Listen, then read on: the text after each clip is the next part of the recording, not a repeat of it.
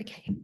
Hello and welcome everyone to Working Dads Towards Equal Care, the report launch webinar. My name is Tasneem Chopra and I'll be your host for this 1-hour webinar. I'm joining you actually currently from overseas and I'm in the US, and I would like to start by acknowledging the land that I'm on today is in fact the land of the Anishinaabe peoples of the Ojibwe, Ottawa and Putawani nations, who are also known as the Council of Three Fires, otherwise known as Chicago in the US. But I'd also like to acknowledge the traditional custodians of the land across Melbourne's west specifically, where this work has been developed. The Wurundjeri Woi-wurrung peoples of the Kulin Nation. Now, the Wurundjeri elder Georgina Nicholson from the Wurundjeri Woi-wurrung Aboriginal Heritage Council had recorded us an official welcome to country. She did want to join us live, but due to unstable internet, we have a recording in lieu of that, which we'll be delighted to play now.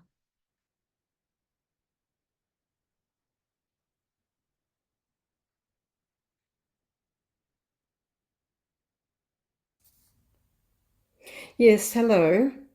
Thank you. My name is Georgina Nicholson and I am a proud Wurundjeri Woi-wurrung woman, Wurundjeri being part of the Kulin Nation. The Kulin Nation consists of 5 clans, I believe, and they are Wurundjeri, Wathaurong, Dja Dja Wurrung, Tanarong and Boonwurrung. Wurundjeri being all of Melbourne CBD, extending north to the Great Divide, east to Mount Baw, south to Mordelli Creek, and west to the mouth of Werribee River. So I would like to acknowledge my ancestors who walked and lived on the lands as free spirits for a very long time. I would also like to acknowledge my elders past, present and emerging. I would also like to acknowledge all Aboriginal and Torres and non-Aboriginal and Torres Strait Islander peoples who may be online today too. I would also like to acknowledge all guest speakers and all dignitaries attending online today. And I would also like to acknowledge the keynote speaker, Dr. Nikki Vincent, from Public Sector Gender Equality Commissioner. So thank you. So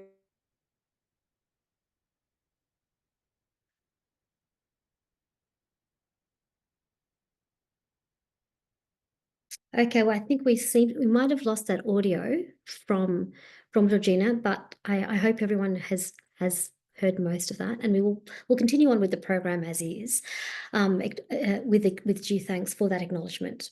We'll have closed captions available too, so please click on them on the CC button located in the toolbar at the bottom of your screens, if you require that assistance.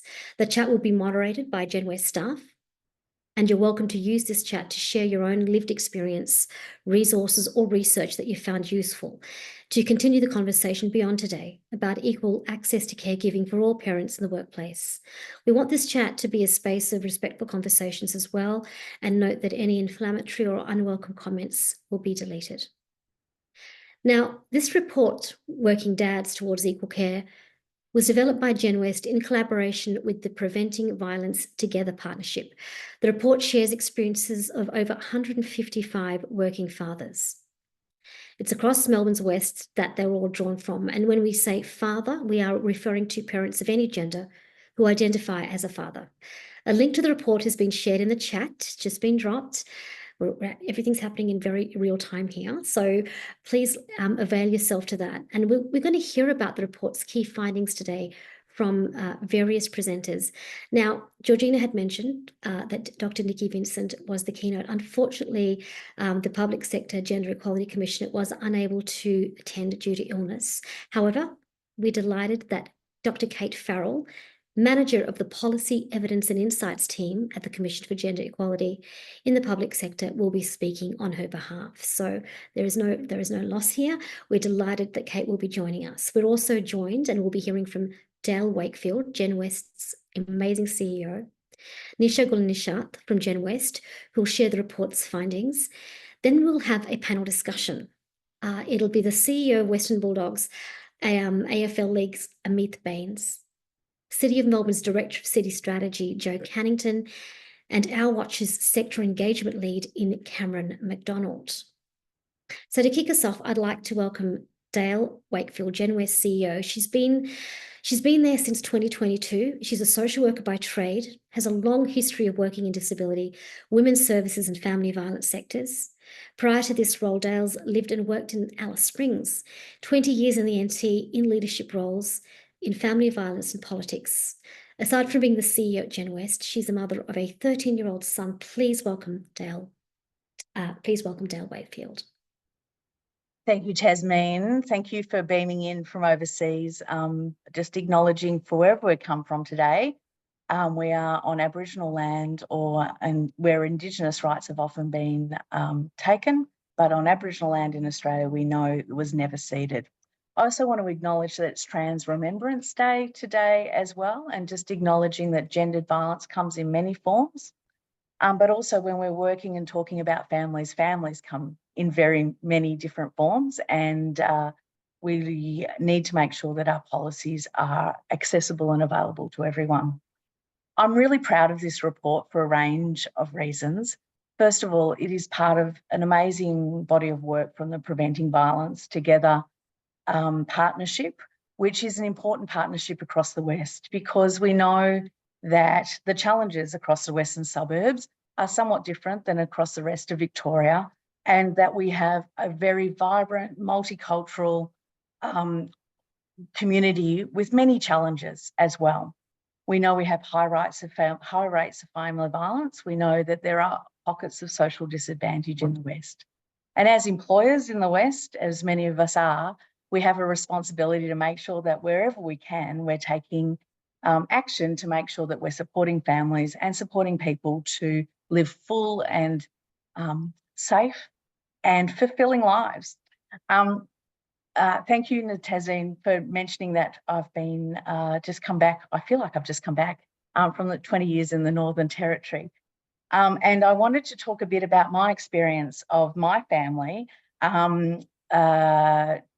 challenging, I think, what are gendered roles and some of the challenges to that, and some of the advantages as well. So my partner is a big burly geologist in a very male-dominated field, and but when we were living in Alice Springs, his work meant that he did a lot of fly-in, fly-out work. I was running the women's shelter in Alice Springs at that time, which was 2 minutes across town. So we made a decision as a family when we had our son, Jimmy, that my partner would stay home and I went back to work when Jimmy was 6 months, because otherwise my partner would be away for weeks at a time and not have that time with him. There were challenges to that. I don't want to underestimate those challenges. And all of the things that we talk about as a parenting penalty for women, my partner experienced. His super is pretty terrible. He was very socially isolated. He really did feel that my career was flourishing and his wasn't. So there was a lot of tensions within that time. But now, out of that sort of fog of early childhood parenting that those of us who have been parents have experienced, and now that my child is 13 and all the joys that 13-year-olds bring, I think both of us have reflected back that it was a really fantastic decision for our family, because Jimmy and Gary have a bond that they would never have had. They really had amazing adventures. I mean, there was a time where I had to ban rocks from coming into the house between Gary and Jimmy bringing rocks in. They did a lot of camping. They did a lot of things that if I was at home parenting, Jimmy would not have had. It was also an interesting experience for me to also challenge my internal misogyny as well. I had to learn that it didn't matter that Jimmy's outfit didn't match, that his hair hadn't been washed perhaps that day, and that perhaps he hadn't had a vegetable either that day. So there are a whole range of challenges in culture, in the way that gender is expressed, and those rigid gender stereotypes, that it's my responsibility to make sure my child's clean, and that I will be being judged as a mother if my child hasn't got a washed face. So I think that there's a range of cultural issues, and this is what this report shows. One of the reasons why we have been focusing in on this area is because we know it's low-hanging fruit. As employers, we have the structures, we have the well set up structures to do paternity leave. Women have been accessing parenting leave for a long time. So it's all there ready to go. So the biggest barrier and the reasons why are cultural. And as employers, the way that we can present this as an opportunity that we can support fathers to access this is going to be really important. So I think that's what this piece of research shows. I think we've got more work to do to look at the other side around some of those issues for mothers around parenting and truly shared parenting and how we do that culturally, and the barriers that are within families to do that. Because I do think one of the things about parenting penalty that I would think about is that by not providing men with these opportunities to be full-time, fulsome parents in every way, we're also giving them a parenting penalty. And I think that I know if Gary was here today, he would say it was hard, but it's one of the best things he's ever done. So look, I want to thank you all for being part of this report. It is part of a continuum of work we have to do to address gender inequity and therefore address the impacts of gender inequity, which we know are family violence, a range of other outcomes that are bad for everyone. Rigid gender roles do not benefit anyone, men or women, and I think this is a really easy example of how we can impact and make a change in a problem that can often feel insurmountable. So I hope all of you that have roles in employment within your organisation can, I think, first of all, start to measure who is taking parenting leave in and flexible leave arrangements in your organisation, and to think about how you can improve those so that they are gender equal. Thank you so much. And I just really want to acknowledge my team who have worked very, very hard on this project. And we're really looking forward to those next steps, which is working with organisations about ways in which you can break those cultures. And we look forward. And if anyone has any interest around that, please feel free to have a conversation with us about that. Thank you, Tasneem. No, thank you. Thank you, Dale. Thank you for shedding both personal and professional insights into precisely why this report is going to be of such value. The concept of the penalty for parenting is something that I'd never thought about, but I think you've really nailed what that sentiment is and how much perception and norms inform mispractice, I guess, if that's a word, in the sector, and how we need to upend that in a constructive way. This is a brilliant overview, and I think it segues lovely into the next session. As Dale mentioned, GenWest developed a workshop also for managers and HR teams in 2025. It'll be called Leading Gender Equitable Workplaces, Creating Caring Equality for Parents and Carers. Now, a link will be shared in the chat if it hasn't already dropped, and there are 25 places available. So please take note of that, share it amongst your colleagues and those that you know would be of interest to attend. I think there's so much more that we can really learn even from each other about how to do this better. As we mentioned earlier, Dr. Nikki Vixen, the Public Sector Gender Equality Commissioner, though unable to make it, has been, I won't say replaced, has apologised for not being able to attend, and we have instead Dr. Kate Farrell. She'll be speaking as the Manager of Policy, Evidence and Insights at the Commission. She's led key pieces of research, including the baseline report and intersectionality at work report. Prior to this role in 2021, she focused on structural forms of gender inequality as well as workplace engagement with domestic violence. So she comes highly qualified. Please welcome Dr. Kate Farrell. Hi, everyone. Thank you so much, Tasneem, for that lovely welcome. And thanks so much to GenWest for having me today. I really appreciate it. I also want to thank Georgina Nicholson for the wonderful welcome to country we had. I'll add my acknowledgement of country as well. I'm also on Wurundjeri Woiwurrung land here in the sort of northwest of Melbourne. I pay my respects to elders past and present, as well as to emerging leaders, and acknowledge that this land was never ceded. It always was and always will be Aboriginal land. I'd also like to extend that acknowledgement and respect to any First Nations people who might be on the call today. So hello, I'm not Dr. Nikki Vincent, Public Sector Gender Equality Commissioner. My name's Dr. Kate Farhall, and I work closely with Nikki across a range of projects at the Commission for Gender Equality in the Public Sector. Nikki's really gutted that she couldn't be here today. She actually has COVID, so we've banned her from working because she's a workaholic, and I'm here in her place. But she sends her apologies. This is a topic that's really close to her heart. She has 4 children, 10 grandchildren, a foster daughter and a foster grandchild who she spends a lot of time with as well. So, you know, caring and juggling that work care challenge is something that's been integral to much of her adult life. I must admit, I feel like a slight imposter here as I don't have any children myself, though I do have other caring responsibilities, but really pleased to be here and be able to talk about this really important topic with you all. We all know that ensuring equal access to parental leave and caring entitlements is really essential to achieving gender equality. And like gender equality, more broadly defined, this is not just an issue for women, but it's an issue for people of all genders and for fathers specifically, which is the focus of this report, of course.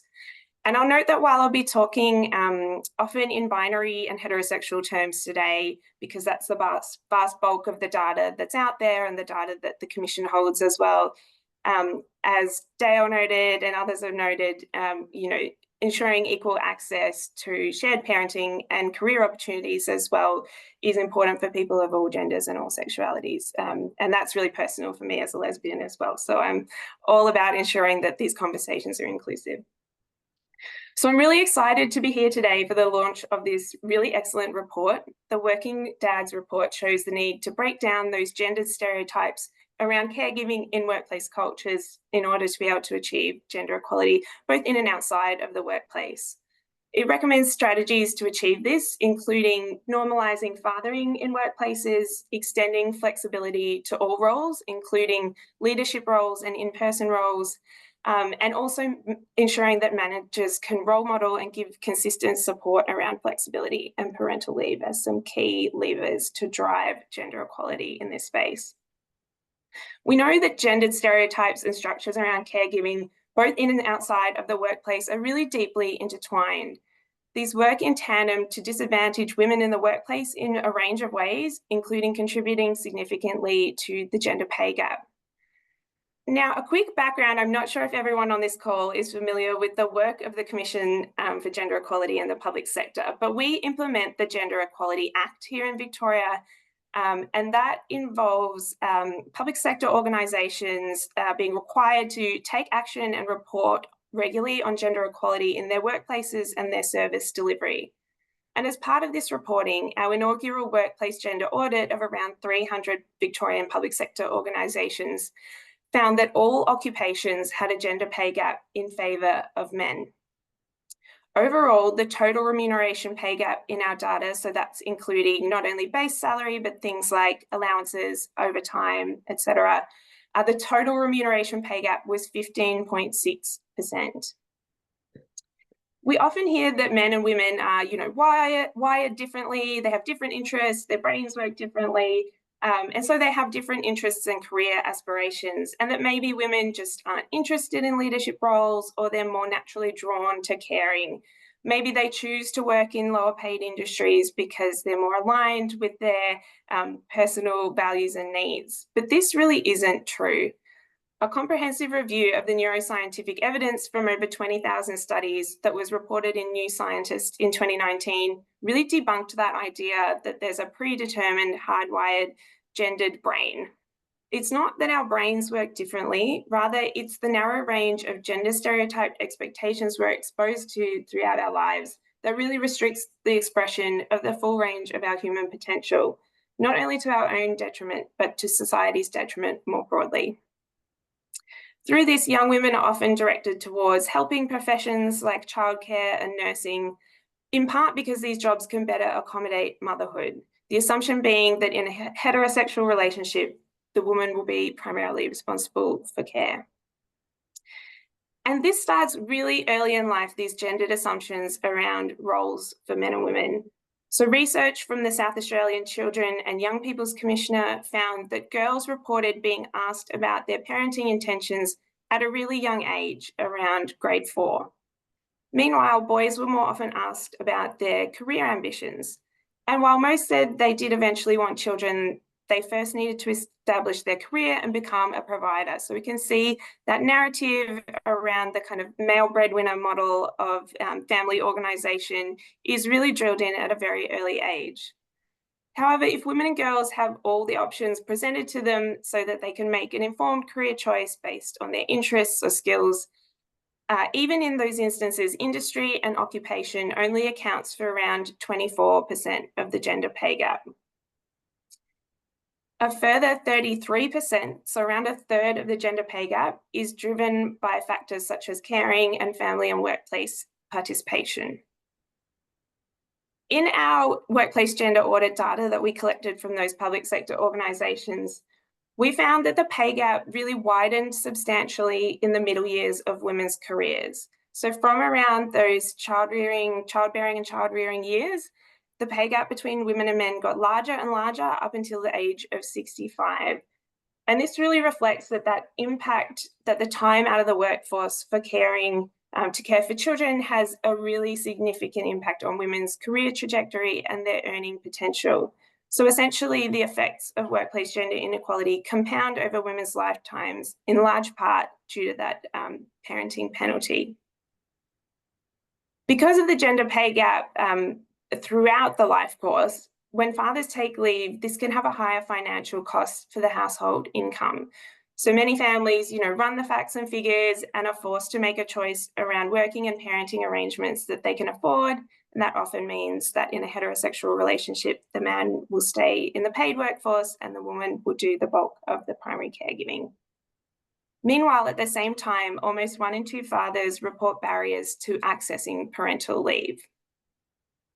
So not only do the gender norms around caring create a financial and employment penalty for women, but they also make parenting unequal, and as Dale noted, create a parenting penalty whereby men aren't able to experience and the joy of child rearing in the same way that women do much of the time.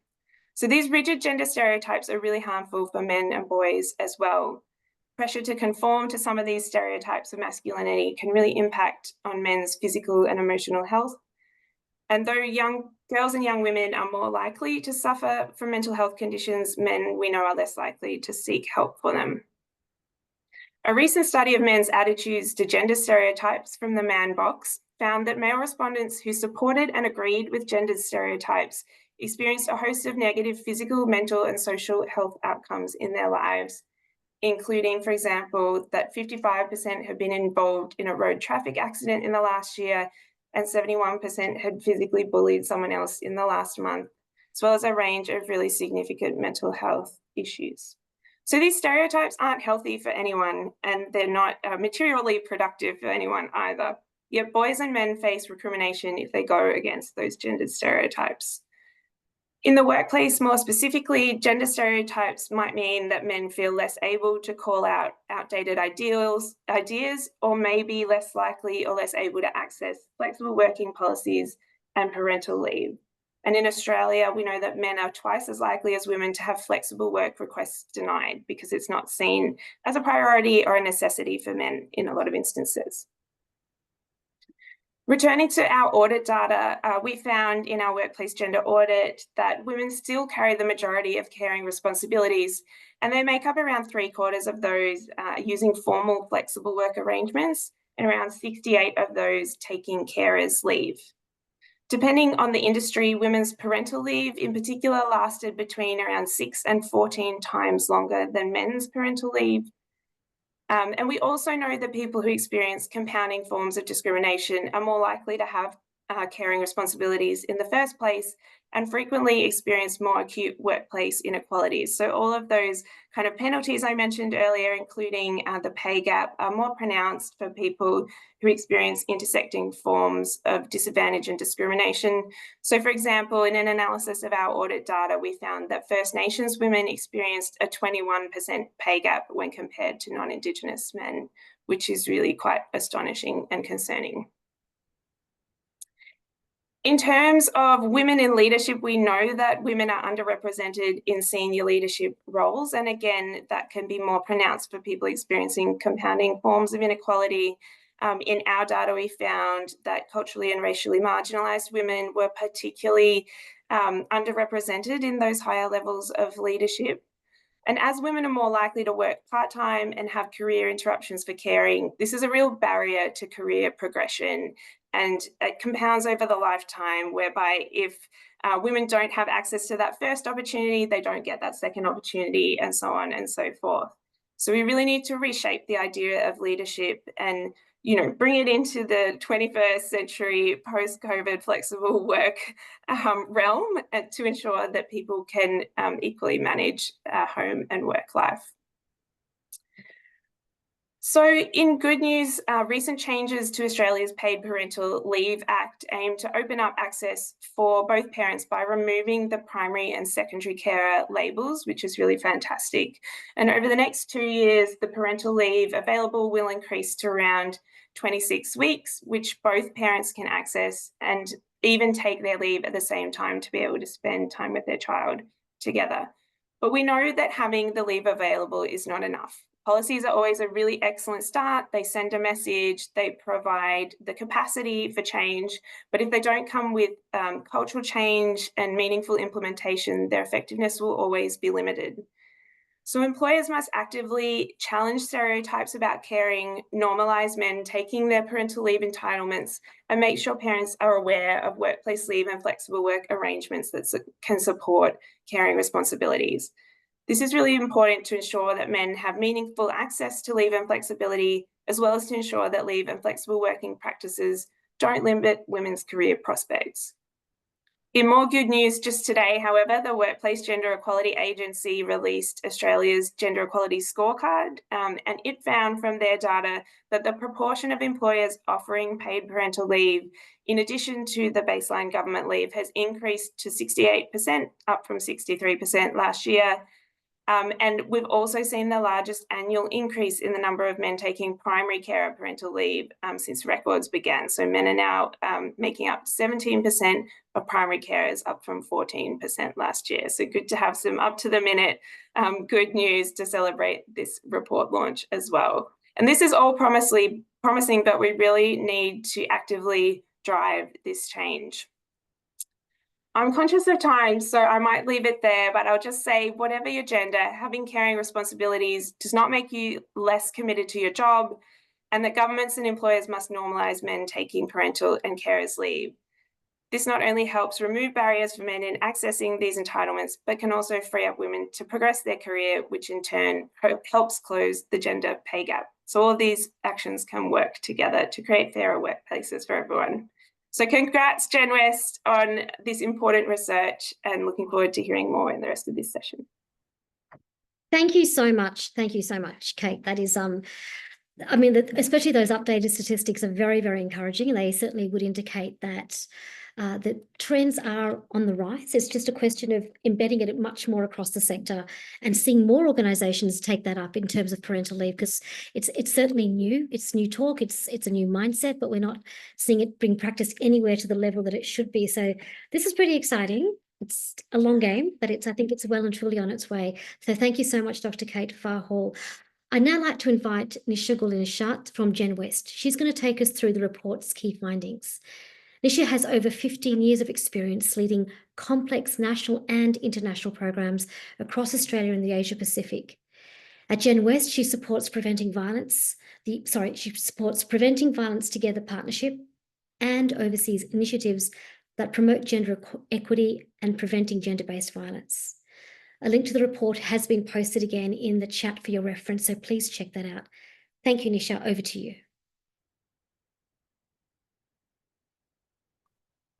Thank you so much, Tasneem, and Assalamu alaikum and hello everyone. Assalamu Assalamu alaikum means peace be unto you, all of you. And thank you so much, everyone who has joined us today. And before I proceed, I would also like to acknowledge the traditional custodians of the land. And I will like to recognize the land of Wurundjeri and the Bunurong people across Melbourne's West and the contribution they are making to the life of this region. And I know that sovereignty was never ceded. And I would also like to say a special thanks to Auntie Georgina for sending us the welcome to the country. We really appreciate that too. As you all know that this report, which we are launching today, is part of, is coming through the Preventing Violence Together partnership. And GenWest is the lead agency for that partnership. And under that partnership, we coordinate we have 26 partner organizations, and this partnership works to implement actions within Preventing Violence Together 2030 strategy. And this strategy ensures a very effective and integrated approach to the work around gender equality and preventing violence against women. And we say our sincere thanks to each partner organization who has been contributing to this work very, I would say, with so much passion and with so much of progressing the outcomes around our theory of change as well.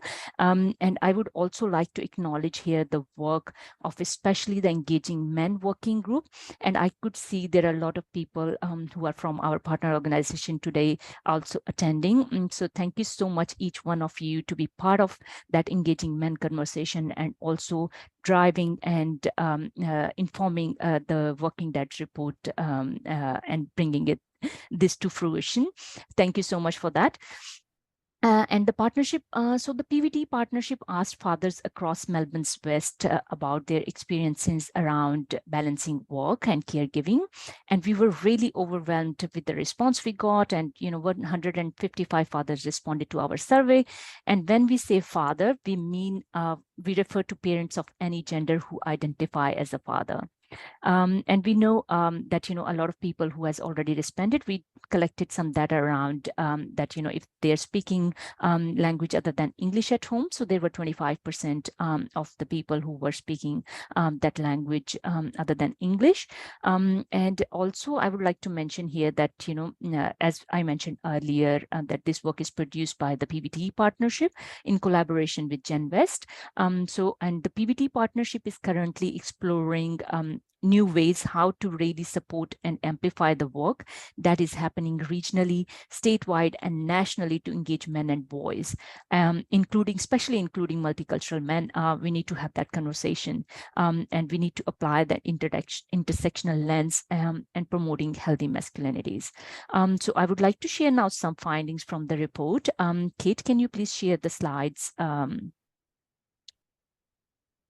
Thank you so much, Kate. So as you can see on your slide, that half of the fathers surveyed experienced workplace barriers to parental leave. And 66% of these barriers were workplace culture barriers that reinforced traditional gender norms. I will share one quote from a father who shared with us that he took 8 weeks and I was granted it, but made to feel it was the soft option. And I know the men who are in here with us today in this room, in the Zoom room, they could really resonate with that idea around that, they might have received that message too if they would have taken a parental leave. Next slide, please, Kate. Here's the breakdown you can see of the workplace culture barriers to parental leave. You can see men's leave is not normative. A men's leave taking is not normative. And a lot of survey reported that fathers taking parental leave is not as expected or accepted as mothers taking leave, particularly if accessing unpaid leave above standard entitlements. And also fathers expressed that the parental leave they could access was not long enough to support them and their family in this life change. And fathers were expected to come back to work after 2 weeks and go back to work as normal. And fathers that wanted to take longer leave or come back with reduced hours not being supported by their workplaces. You can see in the number 2 is men's leave taking is not a strategic company issue. And this was mainly about a lack of consistency between managers supporting fathers taking parental leave. And some were very supportive, and we heard that managers who were parents, especially themselves, they were more supportive, and some were not supportive. It really depended on the individual experience and understanding of each manager. Taking parental leave wasn't widely role modeled in management roles also. While policies are available, as Kate Farhall also mentioned that policies are there, but for fathers to take parental leave and take the primary care leave, processes accessing this were not clearly communicated or easily accessible, that we need to really do effort to make that policy implementable and also known in the workplace, that this is available. And also I will go a bit more into detail what we could do around the actions. And number 3, you can see, is a job comes first mentality. This included penalties for taking parental leave, as well as the expectation from management that work takes precedence over parental leave. And you can see the last one, that belief that leave taking should minimally disrupt the workplace. This was about fathers feeling concerns around letting their work teams down. Next slide, please, Kate. So about 1/3 of barriers to parental leave were workplace structure and operational barriers. And I will also like to share one quote here around one father shared with us. The form at my workplace didn't even have a box for men when I applied for primary carers leave, and only one for birth mothers and adopting parents. Next slide, please, Kate. In regard to workplace flexibility for caring, 70% of fathers said that their workplace offered flexible work policies. However, just as many reported barriers to accessing these policies. And 91% of these barriers were workplace culture barriers, because as we know that workplace culture plays a very crucial role in how people perceive and can access the leave. Next slide, please, Kate. So here's the breakdown of workplace culture barriers to flexibility for caregiving. You can see the number 1 there is around fathers accessing flexibility for caregiving is not a strategic company issue. And once again, this included that inconsistency of manager support, specifically a lack of flexibility for new fathers upon return to work. Also, managers and leadership not role modeling flexible working. We heard that this sets the expectation that leadership and management roles are not accessible to parents who need to balance care and work. The role itself being a barrier sometimes. This mainly related to roles that were required to be in person. You can see that as the, that is not, caregiving is not a strategic company issue. And you can see the work expectation and family structures don't align. And this was mainly about school and work hours not aligning, and workloads. And, there are longer hours, and there are some limitations to work from home, and limited and also limits in access to flexible hours.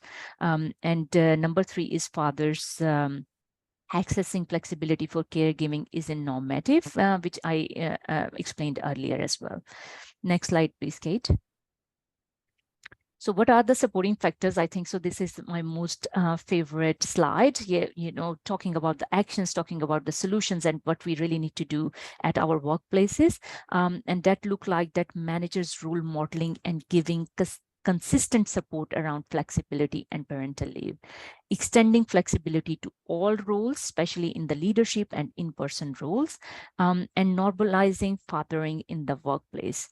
And our report, which we shared in the chat with you all, and also we will send a link to everyone after the webinar. If you wanted to read more around the report, and if you want to download it, it is readily available on our website. And this report offers 18 actions that workplaces can take to address this gendered problem. And I would highly recommend everyone to please go and download that report and see the work and the findings and recommendations there. And thank you so much, everyone. And now I will hand it back to Tasneem. Thank you so much, Tasneem. No, thank you, Nisha. It's fascinating how much you've managed to procure from this research, and noting that the barriers that parents in parental leave for fathers, the stereotypes, the cultural mindset that needs to change, the flexibility. In so many ways, there are so many limitations. And yeah, if we can overhaul and change that culture within workplaces, what a difference it would make to, well, to fathers, to caregivers, and to children as well. I think that's, very important to remember. It's children who will benefit from this experience as well. I mean, to segue on now really into the practical, I am so thrilled to be bringing into this conversation a number of individuals who at leadership and managerial role can really talk to this issue. Normalizing fathering in the workplace and the impact that it has. This is a conversation that we really haven't had in Australia, not enough. Extending flexibility to all the roles means that we need to start off from the top. And I'd like to introduce our wonderful panel today. We have the CEO of the Western Bulldogs Football Club, Amit Baines. He's a director also of Spirit West Foundation and the Western Bulldogs Forever Foundation. He's a father of 2 children who are both in primary and secondary school. We have as well Joe Cannington, the director of City Strategy at City of Melbourne, leading the thinking of city shaping policy. Her professional expertise spans 25 years in private consultancy, working in state government and international contexts. She's a mother of 3 teenage boys and is always looking at ways to be a do-it-all mum and leader. I think that's going to be a whole separate panel and research report, but we can get to that later in the year, perhaps, Joe. And then we have Cameron McDonald, Prevention Sector Engagement Lead at Our Watch. For those of you who aren't familiar with Our Watch, it is the lead agency in the primary prevention of violence against women and children in Australia. At Our Watch, Cameron he's also authored the Men in Focus Practice Guide, and he's a father of 2, including a 2-year-old and a 4-year-old. Welcome, everybody, and thank you for joining us today. Amit, if I could start with you. You are a working father balancing care and family life. Did anyone ever ask you when your children were born, how will you manage it? How will you balance it, Amit? Did that even come up? I want to know what challenges you've faced. What has worked for you as a parent in a leadership role? And yeah, how have you managed? What's been the experience as both a carer and a leader? Thanks, Tasneem, for having me, and delighted to be joining Joe and Cameron on the panel as well. As you outlined, I'm a father of 2 children. I have a 14-year-old daughter and a 12-year-old son, so about to have both at high school from next year. I think maybe seizing on the question about challenges first, reflecting on that ahead of today, and even listening to what each of Dale, Kate and Nisha have said along the way. I think that the challenge and the journey is ever evolving. I think as much as you're on a path of self-discovery as a parent yourself, in terms of how you balance everything, to your question, but just generally as a parent, you find that shifts according to your children's needs as well. As your children get older, as their interests evolve, what they want from you can be different as well. So I would say that, at every point of the journey where I feel comfortable and complacent, there's a new challenge that arises, and could probably give you a couple of examples from this week with my teenage daughter as one version of that. I think for me, a massive inflection point was COVID and the arrangements that we were forced into, because I think at a very basic level, in a household with 2 working parents, my wife's a lawyer and works 4 days a week as well. We quickly became very insightful into each other's lives around what work demanded from us both, but also what was required in looking after our kids and their needs at that point in time. There's really no escape from it, obviously, during that period. And I think through a number of iterations and probably some robust discussions along the way, we both had a better sense of what those needs and obligations were. And I think, reflecting on my own role in that as a father, and I was in this role at the time, I realized quickly that I had been asleep at the wheel on a few fronts, and not necessarily in a conscious sense deflecting to stereo gender types, probably a little bit because of my role and the nature of my role and what it demands at times, both in terms of the public facing aspect of it and the inflexibility. I had defaulted to allowing my wife to pick up a lot of responsibilities, both practical and I suppose from a mental load perspective, that I, probably embarrassed to say I hadn't even appreciated she was doing. But when we're all in that environment together, you quickly became aware of that. So a lot changed during that period because you're required to co-parent, you're required to partner in a very functional way that we weren't used to, particularly with a couple of younger kids that our son at that point in time doing home learning as a grade 2 child was very difficult. So there was a lot that I suppose over that 2020 year we learned, and most pleasingly, both from spreading the load inside the house, but also from my own relationship with my kids has now been embedded post that period. So obviously COVID has also introduced a level of flexibility into the workplace, and expectations around office attendance is one example of where things have changed. But there are a number of things that I do now that I didn't do pre-COVID, that I love doing, and in fact wouldn't want taken away from me. Things like taking the kids to school every morning, being around for different activities. And I think in my role here at the club, I think it's also important to role model appropriately. So it's an expectation that if working parents in our 4 walls have important events to attend on behalf of their kids, that they go. And I know when I've had to miss all of staff meetings or things like that and had someone deputise in my spot, I actually asked them to share why I'm not there as well, so that it's known that I'm not there because I'm attending something to do with my children.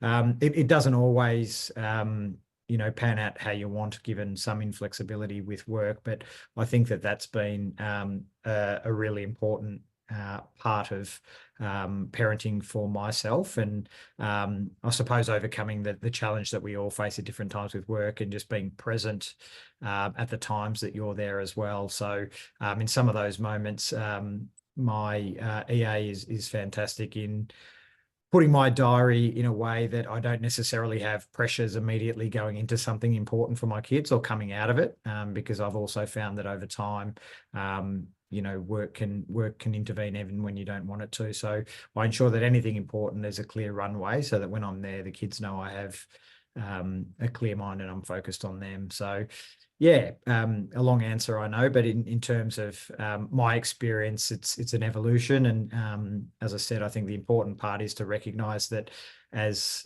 your children are growing and their interests change, that what they want from you and what they need from you changes as well. So it's not a set and forget arrangement as a father either. No, it's not. Thank you. And thank you for sharing that. I think the transparency that you imbue through making yourself accountable to both your family, your children, but also to your employees, by letting people know why you're not there or why you need to be and extend the flexibility is fantastic. That idea that leadership can role model precisely the kind of cultural change that we're looking for, I think is imperative. And power to you for doing that. So thank you so much for the share, Amit. Next up, we have Cameron McDonald. So Cameron, 2 findings from the report highlighted that outdated stereotypes about who should work and who should care are prevalent in workplace cultures, which impacts fathers' access to parental leave and flexibility or caregiving. So can you discuss the responsibility and accountability of workplaces in this context? Like what kind of actions do you believe workplaces should be taking? Thanks, Tasneem. I think it's maybe helpful and interesting to think about it in this way. When it comes to social change, often legislation and policies are behind where societal attitudes are up to. A perfect example of this was marriage equality. For such a long time, the majority of Australians wanted to see marriage equality for same-sex couples, but the politics and legislation was way behind. And it took a lot of sweat and tears and pain for LGBTIQA+ people and allies to get to where it needed to be. In this case, though, with regards to shared care and men's uptake of parental leave, it's the other way around. While policies aren't yet perfect, they are a lot better than they ever were, and they're getting better all the time. Where we're seeing the lag in this issue is actually in the societal attitudes, the societal norms that are basically what are preventing men from using this leave when they have access to it, as has been highlighted in the Working Dads report. So in this case, many workplaces do have pretty decent policies. There is still room for improvement, but the barriers lie in the actual implementation and the uptake of those policies. So workplaces can be much more proactive in how they promote their policies and provide information to their staff about them. There is a role for workplaces to play in normalising, celebrating their parental leave policies. What this could look like is educating leaders and educating staff around why these policies are important, why they're there. And in that is educating around the links between these policies and use of these policies and how they promote gender equality and in turn prevent violence against women. For example, referencing the parenting penalty on women, which many staff might not be aware of, and the links to other workplace gender equality policies. It would be also really great to see workplaces provide continuing education about the benefits of family-friendly work arrangements, both for individuals and families, as well as the organisation itself. And for example, myself being a man, being a father, I think there's a hugely important role to play in educating parents, especially fathers, about the importance of their role as fathers and co-parents, because for many of us, it's not the sort of education we ever received. And I know myself, I've had to go out of my way and teach myself and learn a lot around the important role that I can play as a father. There's still a myth that goes around, and it was shared with me quite a lot with my newborn that, there's nothing men can do for the first 3 months because all newborns want to do is feed and sleep. But the more research I did, the more I found really, really beautiful and really positive things I could do in that period that built that connection from day one. So really promoting those positive benefits of equal parenting on child development, as well as family mental health and the flow-on effects that has for society. The most important role a workplace can play, though, is in normalising and promoting the use and the uptake of these policies. Because we know, again, from this research and other research, that there are still social and cultural barriers stopping many men from accessing this leave and applying for flexible work arrangements. So the workplace has an important role to play in creating psychological safety for staff so that they are able to be who they need to be at work, feel like their role as a parent is equally valued as their role as an employee, without any fear of negative consequences for their image, their status in the workplace, or their career trajectory. So workplaces need to challenge this ideal worker norm that many of us have internalized, which is that an employee needs to be seen to be on the clock at all times, very visible, working long hours, which we know doesn't sit with raising children. So research shows that men are more likely to request family-friendly arrangements in organisations with higher psychological safety, in an environment where they feel less judged, even if their choices are less traditional. Men in these organisations also feel less gender role conflict, less worried about how they're perceived and less worried about negative consequences. To build psychological safety, it does need to start at the top, which many of my esteemed colleagues have already spoken about today. So leaders create that culture and that safety by being vulnerable themselves, setting the tone and encouraging parents, especially men, to take leave and apply for flexible work options without fear of negative consequences. Workplaces can set targets, say that we want to see X percentage increase in men taking up parental leave, track and report against that, and undertake steps to improve that uptake. Promote men and women who choose these arrangements, and in this way actually signpost that this is to be encouraged. So yeah, thanks, Tasneem. No, thank you. Thank you so much. Thank you so much, Cameron. I'd like to now, if I can, just for our last comment, go to to Jo. Jo, as a working mother, balancing care and family life, what have been the challenges you've experienced and what's worked for you as a parent in a leadership role specifically? Thank you. Thank you. I think for me, my journey's been obviously pretty personal for the experience of my family. And I think that today I really just wanted to share the importance of really thinking about the values you have as a person, as a family, and as a partnership with the other parent. For me, I took 12 months leave for the first year, and then my partner and I both took the next 2 to 3 years off and worked part-time. And I think that was an extraordinary opportunity for us to both reset, really thinking about who is our family, how do we want to raise our children, and really sharing those expectations of what did my husband think was, the required response in a certain situation and what was mine. This really has stayed with us. So I now have teenage children. We've both returned to work full time when my youngest was at school, and now we're about to reverse that again with my husband now going to part time while I stay full time, because for those who haven't got older children, the workload doesn't really go away when they're at school. It actually, we're finding the teenage years just as important to be leaning back in to really thinking about where it will be full-time in the workplace and then who will be in that part-time role. I think there's a really important leadership point along all steps of the way. I think the experience that my husband and I have had is that there are days just like work where it's great, everything goes according to plan and you have a really good day.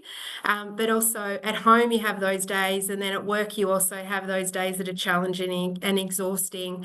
So we don't really now, those formative years of sharing that responsibility has meant neither of us really need to talk about it again. We both know we don't feel like we have to justify our time at home. We know some days are good, we know some days are bad, and we kind of come home, reset the roles and responsibilities again, depending on who has the most energy to do the next task. I think what I've really also learned is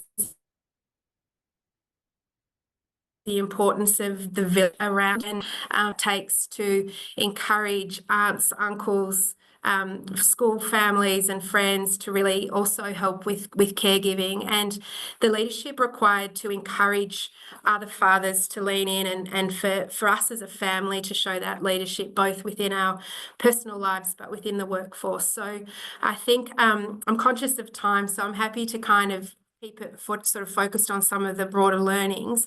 But for me, really thinking about those 3 parts of who I am, so the energy and the importance of retaining my own well-being for my family, but for my work.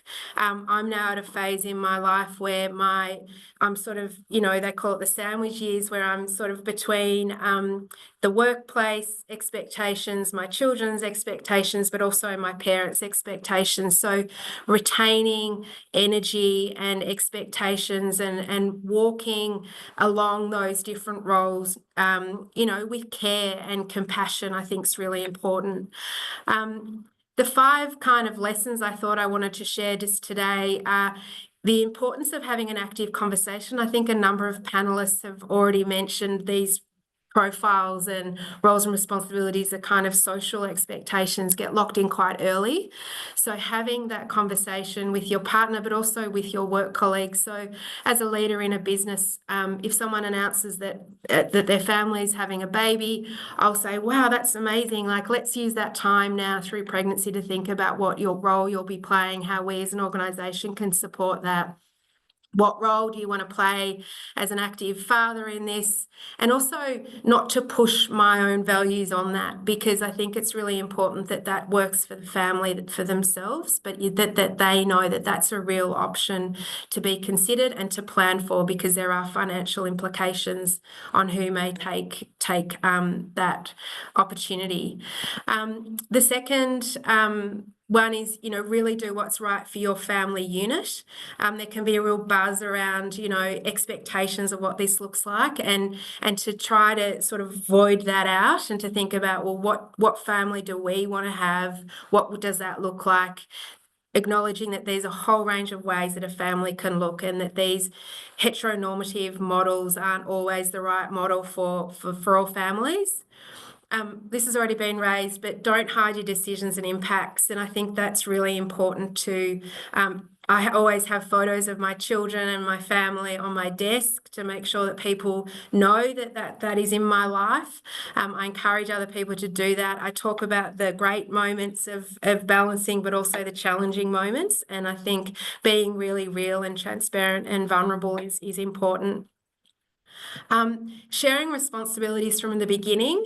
This is actually, I think, a harder one for women to do than men, because just as men have an expectation of the role they play, women also do. And I think there's a real judgment when women let go of some of these roles.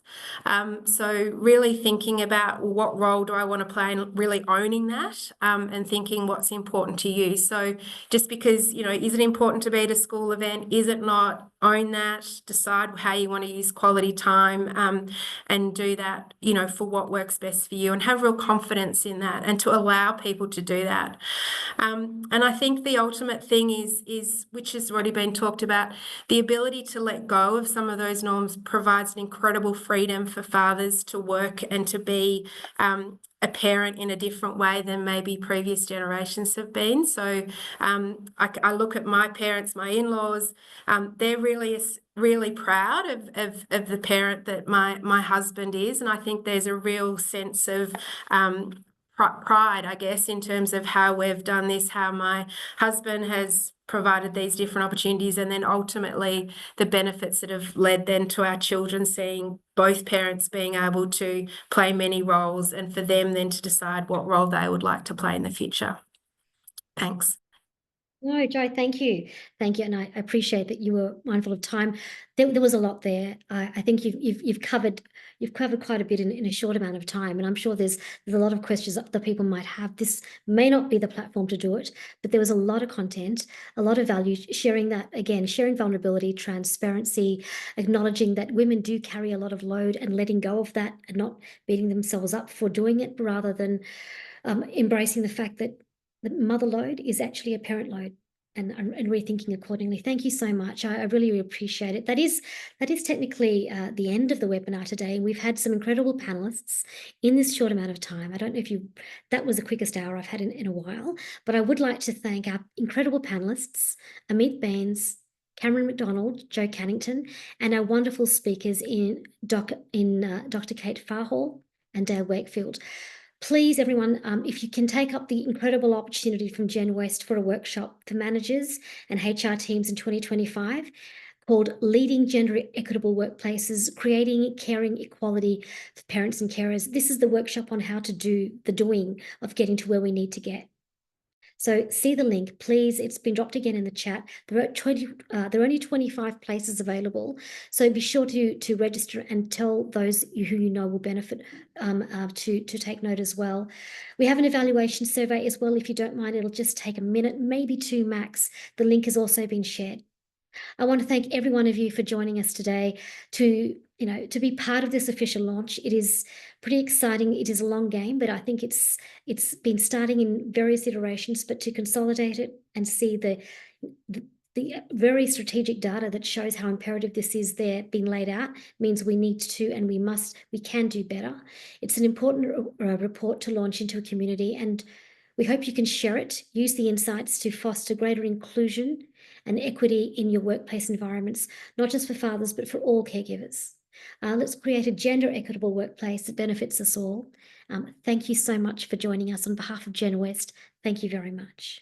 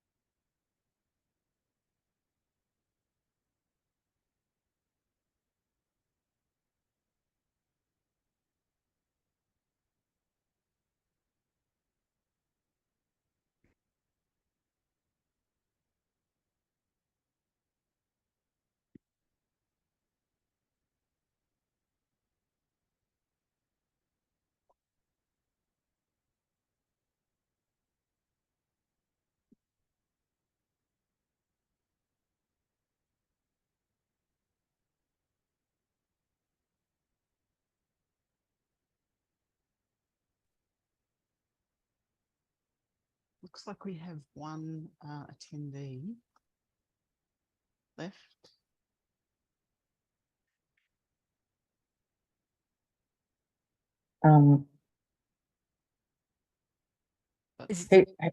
Who's a staff member?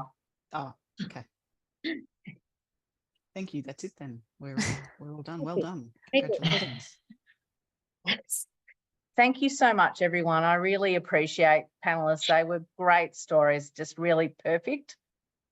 We really, really appreciate your time and effort, and sharing personal stories is always the best way to learn, but I really appreciate doing that in such a public forum. We really thank you so much, Amit and Joe. We really want to thank you for that. No problems. Thanks, Dale. Thanks for including us. Yeah, no, good one. All right. Well, thank you. It went very smoothly. And Tasneem, thank you so much. You kept that moving just at the right pace. Kate, thanks, Tanisha. Thanks, Tanisha. Responding. I'm sorry, Kate. I didn't get any of the messages. As soon as I connected to my second screen, I lost the chat. That's good. It was perfect, Tasneem. It was perfect. You did well. You did so well. And Kate, thank you for stepping in at the last moment. It was really, really helpful, and just so important. We've got to keep the data. Yeah, absolutely. And special thanks to, of course, please provide our special thanks to Nikki as well, and so that she may get well soon also. And thank you. I also wanted to say, building on what Dale said, thank